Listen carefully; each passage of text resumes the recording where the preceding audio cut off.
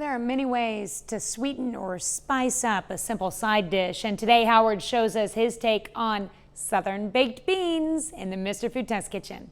The other day, a few of us in the test kitchen were chatting about what makes really great baked beans. And as you can imagine, everyone seems to have their own opinion, which kind of varied based on where they grew up. For me, since my parents grew up in Boston, as a kid, I only knew about Boston baked beans. What makes these so unique is that they use navy beans simmered in a sauce accented with salt pork and molasses.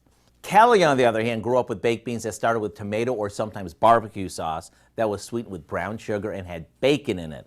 Well, after lots of discussion, we decided that today we're going to make them Southern style.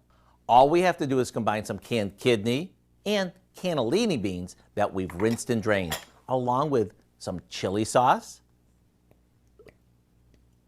ketchup, chopped onion, brown sugar, and a bit of mustard.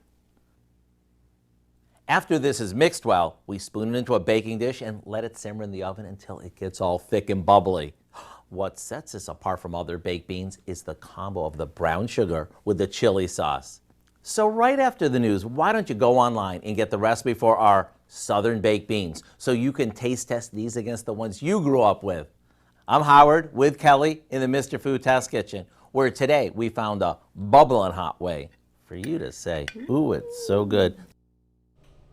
You can find this recipe along with a lot more good food from the Mr. Food Test Kitchen online. Just go to our website at KOAMnewsnow.com.